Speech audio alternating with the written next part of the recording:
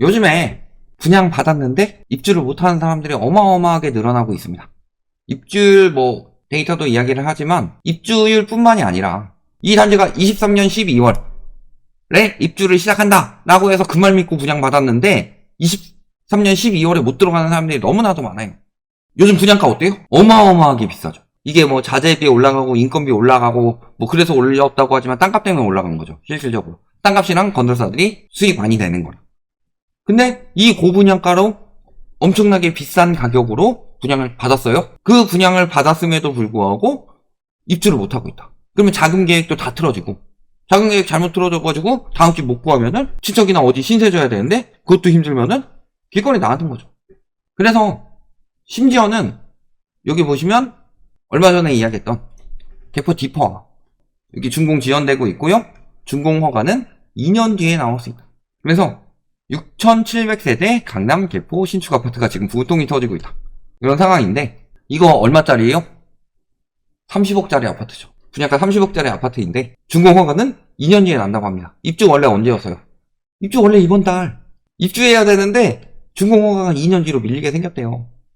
불 원인은 하수 암거 공사 요거 때문인데 임시 사용을 승인했다. 임시 사용을 승인했다는 거는 임시적으로 하는 거예요. 그러면은 어떻게 돼요? 준공 승인이 난 게 아니라 임시 사용만 허가가 됐다는 건 등기가 안 되죠. 그래서 만약에 등기도 안 되는데 여기가 막 가격이 튄다라고 하면은 요거는 국토부 실거래가에 등기돼야 되는데 등기 안 되는 걸 이용해서 장난질 칠 가능성이 높고, 실질적으로는 등기가 안 되면은 여러 가지 문제가 생길 수가 있어요. 재산권 행사에 대해서 파는 거나 사는 거 이런 것도 그렇고, 예를 들어 전세가 들어오더라도 전세 자금 대출이 막힐 수도 있고, 이렇게 주담대가 막힐 수도 있고, 여러 가지 문제들이 생길 수가 있습니다. 그러니까 비싸게 30억이나 주고 샀는데 들어가지도 못하는 상황인 거죠. 저기만 그러냐. 건설사 과실로 인해서 못 들어가는 것도 굉장히 많죠. 이런 것들. 과거에 여기 두 군데는 워낙 유명해서 재시공 들어가고 있죠. 건설사가 개판으로 지었죠. 철근 집어넣으라고 하는데 철근 안 집어넣고, 시멘트 단단하게 잘 만들라고 하는데 시멘트 가격 아끼겠다고, 그 다음에 인건비 아끼겠다고 막 비 오는데도 타설하고 막 이런 식으로 해가지고 시멘트도 튼튼하지 않죠. 그러니까 보통은 그래도 짓고 나서 문제가 터지는 경우도 많지만 요즘엔 짓던 도중에 문제가 많이 터지더라. 그래서 여기는 외벽 붕괴, 여기는 지하주차장 붕괴. 근데 실질적으로 저 지하주차장 바로 위가 애들 놀이터였기 때문에 입주하고 무너졌으면 굉장히 큰일 날 뻔했어요. 이런 것들이 지금 보시면 예상 준공이 2027년 12월. 그리고 여기도 3년 이상 미뤄지는 것으로 봐서, 그러면 저기 들어가려고 계획해놓고 분양가 중도금 다 냈던 사람들 3년 동안 저 집 못 들어가는 거예요. 그러면 그동안에 전세를 살든 월세를 살든 계속 떠돌이로 사는 거죠. 근데 저런 곳들이 한두 개겠느냐. 요즘에 건물 짓는 거 보면 완전 개판인 거 아시죠? 저희가 오죽하면 그런 농담 하겠어요. 재건축 아파트보다 더 부실하게 짓는다. 그래서 재건축 들어갔을 때 저기 목동이나 이런 것들 안전진단 통과 못하는 걸 보고 지금부터 안전진단 통과할 정도로 개판으로 짓자, 이런 거 아니냐, 이런 농담을 할 정도로 지금 굉장히 심각하죠. 그렇다는 것은 저 두 현장뿐만이 아니라요, 검단은 쥐땡 건설 말고도 LH에서도 터뜨렸어요. 검단은 그런 것들 많죠. 그런 식으로 개판으로 짓는 아파트들이 늘어나면 늘어날수록 나는 비싼 돈 주고 분양 받았는데 그거 정부에서 올려줬잖아요. 정부에서 원자재비 올라간다고 분양가 상한제 지역에 분양가를 더 올리도록 만들었고, 공급 부족 이야기를 하면서 분양가 올릴 수 있는 여러 가지 장치들을 만들어줬고, 여러 가지 대책 풀어줘서 더 대출을 많이 받아서 비싸면 수요가 없어져야 되는데 수요도 만들어줬고, 이런 식으로 해서 분양시장을 어떻게든 살리려고 했는데 실질적으로는 굉장히 고분양가죠. 이 고분양가 아파트들 내가 진짜로 몇 년 뒤에 들어오는데 당장 들어갈 수 있는 아파트들보다 비싸게 주고 들어갔는데 입주 시기 때 들어가지 못하는 경우가 계속 생겨나고 있다. 그리고 이런 것들은 보상도 제대로 되고 있지 않죠. 잘못은 건설사가 있는데 문제는 항상 입주 예정자들이 문제예요. 그러면 이들이 입주할 때 한 3, 4년, 4, 5년 걸리는데 그만큼의 이제 전세 비용, 예를 들어 대출을 받는다든가 혹은 대출을 안 받더라도 저만큼의 기회 비용이 날아가죠. 이런 부분에 대해서 똑바로 보상이 이루어져 있냐? 그런데 막상 보면은 기준점이 없고 법적 근거가 없고 법적 근거가 없다, 이런 상황이고, 저 사람들은 그러면 계속 임대를 돌아야 돼요. 근데 그거에 대해서 법적 근거도 제대로 없고, 그런데 개판으로 만드는 건설사들은 감사 똑바로 안 해서 계속 늘어나고 있고, 이것들이 계속 드러나고 있죠. 드러나고 있고 요즘 유독 많이 드러나는 이유는 상승장에서는 다들 시시하죠. 야, 그거 얘기하지 마. 집값 떨어져. 근데 이미 집값이 떨어지고 있으니까 이제는 보상이라도 받으려고 자유롭게 얘기가 나오는 거고. 근데 저기 지금 막 붕괴되는 곳들은 실질적으로 지어질 때가 언제 지어진 거예요? 상승장 때 많이 지어졌죠. 상승장 때 지어지는 곳들은 개판으로 짓더라도 사람들이 집값 떨어질까봐 이야기 안 하고. 그러니까 점점 더 개판으로 지어지고 있어요. 점점 더 개판으로 지어지다가 이제 무너지는 곳들이 터지고 있어요. 이번에 나오는 아파트는 다 그런 형식으로 나올 거다. 그러면은 분양 받았는데 입주 못하고 떠돌다가 공사 중단돼 버리면 아작 나는 거고. 이런 거죠. 저런 데뿐만이 아니라 다른 이유들도 많죠. 여기 보시면 강원 삼척시의 한 임대 아파트 공사가 이달 초에 갑자기 중단이 됐다. 공사 진척도는 75%나 됐는데 갑자기 건설사가 망해버렸어요. 이거는 진짜로 다 날아가게 생긴 거죠. 입주도 못하고 있고. 다행히 계약금과 중도금을 돌려줄 예정이다. 그러면 허그는 가뜩이나 전세 사기도 돌려줘, 공사 중단도 돌려줘, PF도 막아줘. 그러면은 허그는 자금이 말라가요. 이런 거고. 여기 인천 중구 한 정비사업조합은 올 봄부터 반년 넘게 공사가 중단이 되고 있다. 추가 분담금이 엄청 발생하고 있었음에도.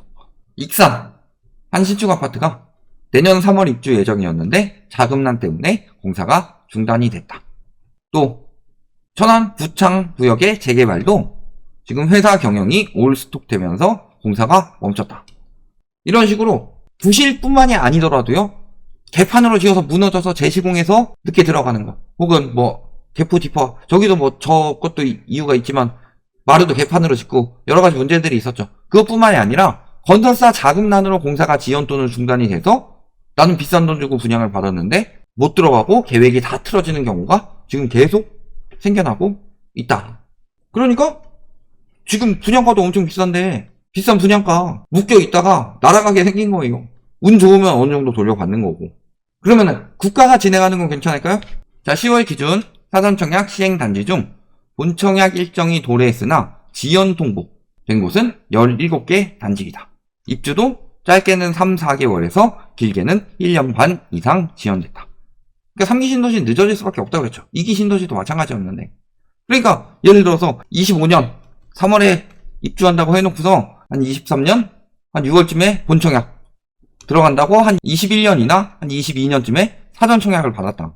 근데 본청약 일정도 밀리고 본청약 일정이 밀리는 이유는 얘가 준공 일정이 막 밀릴 것이기 때문에 본청약 일정도 밀린 거죠. 거기다가 분양가 이 정도로 하겠습니다. 말씀드렸지만 3기 신도시 공공이든 민간이든 지금 굉장히 비싸다고 그랬어요. 분양가 자체가. 그런데 그 추정 분양가보다 확정 분양가가 더 높아지고 있다. 이랄라고 지금 원가 공개는 안 하면서 분양가 올라간다고 국토부에서 언론 플레이한 거죠. SH에서 뭐라 그래요? 건설비 너무 비싸다. 그래서 SH에서 공개하는 거 보면 서울에 지어도 그렇게까지 안 비싸죠. 강동 거기 짓는데 굉장히 고급 자재로 지었다고 했는데도 그렇게까지 안 비싸죠. 그런 거고 실질적으로 자 운정의 한 아파트 공사 현장입니다. 여기 채널 A에 나온 쇼츠였는데 완공돼도 1000세대가 계속 빈집힌 대로 남을 거다. 이게 1000세대짜리예요. 원래는 내후년 초죠. 2025년 초에 완공 예정인데 준공 승인을 학교 지어지는 2026년 2월 이후 준공 승인이 난다.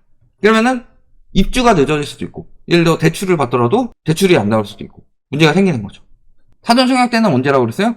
2024년 10월쯤 입주라고 했는데 2025년 초 완공으로 밀리는 거까지는 둘째치고 학교 지어질 때까지 준공 승인도 안 난다. 이렇게 되고 있는 거예요.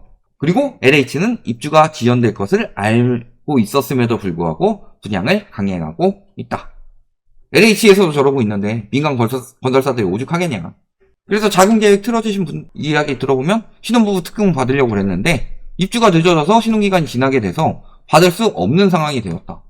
그냥 미뤄져서 조금 더 전세 살다 들어가면 되지 이 정도로 끝나는 게 아니라요. 여러 가지 계획이 다 틀어지는 거예요. 입주 못하면. 내가 여기 들어가고 여기서 어떻게 생활을 해야지라고 생각을 했는데 못 들어가게 되는 거고. 그러면은 그 여유자금 해가지고 막 전세 살게 되는 거고. 그러면 그 돈을 못 쓰니까 자금계획 다 돌아가는 거고. 막상 입주할 때도 내가 생각한 대출이 나오지 않기 때문에 대출도 제대로 못 받는 거고. 신뢰 같은 게 받으려고 그랬는데 신뢰 같은 게 기간 지나버렸어. 내년에 신뢰 같은 게 풀린다잖아요. 신뢰 같은 게 믿고서 분양받았다가 망할 수도 있다. 이런 거고요. LH는 사전청약자들에게 제대로 안내하지 않았다. 어디 단지인지는 이 단지라고 저기서 찍어줬으니까. 저 단지일지 아닐지 몰라요? 저기 마무리에 저렇게 찍어줬으니까. 이런 거고. 찍으니까 다 저런 식으로 지어놓고 문제 생겨서 못 들어가는 경우가 많죠. 건설사 문제로 부실이 발견됐든, 아니면 건설사 자금 문제든, 아니면 여러 가지 법적인, 행정 절차적인 문제든 지어놓고서 입주를 못하든가, 입주를 하더라도 응당받아야 할 혜택을 받지 못하고 있는 사람들이 많다. 거기에 실질적으로 다 지어진 입주 아파트도 입주율이 떨어지고 있죠. 주단현에서 뽑은 입주율을 보면은 입주율 요 정도로 쭉 올라가다가 뚝 떨어졌죠. 근데 막 이번에 둔촌주공 살리기 프로젝트부터 해가지고 올라가는 듯 싶다가 다시 떨어지고 있다. 서울도. 지방은 그게 조금 늦게 발현이 됐지만 지방도 조만간 떨어지고. 그리고 입주 못하는 사유는 기존 주택 매각 지연이 어마어마하게 늘어나고 있습니다. 세입자 미약분은 줄어들고 있죠. 세입자 미약분은 앞으로 계속 줄어들 거예요. 왜? 실거주 통과 못했으니까. 둔촌주공 이런 데 착살 나는 거예요. 비싸게 분양 받았는데 정부에서 원래 분양 안 받으려고 했는데 정부에서 중도금 대출 풀어줬죠. 그럼 중도금 대출 이자만 내가면서 버티다가 잔금 때 전세 집어넣고 가지고 있다가 시세 오르면 팔아야지 이런 식으로 생각했던 사람들 잔금 때 잔금 내고 입주해야 돼요. 이런 상황들이 계속 펼쳐지고 있는 거다. 그리고 잔금 대출 미약부도 계속 20% 정도 나오고 있고, 분양권 매도 이런 것들도 문제인데 핵심은 요거죠. 기존 집이 안 팔리는데 문제는 거래량이 줄고 있다. 그래서 서울아파트 지원 거래량은 2,983건으로 더 줄어들 수도 있어요. 나중에 취소하는 경우도 생기니까. 전달 대비 22.4%가 감소했고요. 서울만 감소했냐? 수도권도 17.9% 감소했고 전국도 5.8% 감소했다. 즉 앞으로 기존 주택 매각 지연도 계속 늘어날 것이고 매물은 계속 쌓이고 있는데 사는 사람들은 계속 없어질 것이죠. 그러면은 이게 수요 공급의 논리에 따라서 거래량이 줄었다는 건 수요가 줄었다는 거고, 매물이 늘어나고 있다는 건 공급은 늘어나고 있다는 소리죠. 맨날 지금도 공급 부족 같은 소리 하고 있는데 매물이 저렇게 많이 쌓였는데 공급 부족이 말이 돼요? 공급 부족 같은 소리지. 그러니까 당연히 수요 공급의 논리에 따라서 조만간 2차 폭락장 나타나는 신호가 보일 것이다. 지금 나타났습니다. 그 부동산원에서도 KB는 이미 하락 시작됐고, 그 다음에 이제 부동산 114, 그 다음에 부동산원 이런 데서는 아직도 오른다던가 뭐 보합이라든가 이런 이야기들 나왔었는데 이번 주에 나왔죠. 전국 하락으로 바뀌었고요. 수도권 하락으로 바뀌었고, 지방권 하락으로 바뀌었고, 6대 광역시, 5대 광역시 다 하락으로 바뀌었죠. 도지역이나 서울은 보합이다. 그래서 이 상황을 보시면 집값이 떨어지고 있으면 거래량이 늘어날까요? 줄어들까요? 떨어지는 칼날을 잡으려고 할까요? 아니면 떨어지는 칼날은 떨어질 때까지 뒀다가 기다릴까요? 떨어지는 칼날뿐만이 아니라 떨어지는 칼날은 엄청나게 위험해요. 떨어지는 건 웬만하면 건들지 말아야 돼. 이전에 그 어이없이 부상당한 축구선수 뭐 이런 거에서도 리모컨 떨어지는 거 발로 트래핑 하려다가 부상당해가지고 저기 월드컵 못 나간 그런 선수도 있었던 것처럼 떨어진 리모컨도 문제인데 떨어진 칼날을 잡으면 어떡해. 그럼 거래량 더 줄어들 거죠. 근데 팔려는 사람들은 더 늘어날 거죠. 근데 입주를 하려고 그러면 팔아야 되는데 팔지를 못하니까 입주가 안 돼. 전세도 지금 슬슬 시장이 변하고 있죠.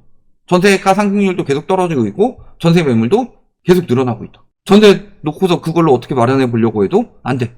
그리고 내가 들어가는 집은 전세도 못 나. 실거주 해야 돼. 거기다가 개판으로 지어가지고 입주는 더 늦어져. 여러 가지 문제로 내가 분양 받았는데 입주도 못하는 상황이 계속 앞으로 점점 더 늘어날 거예요.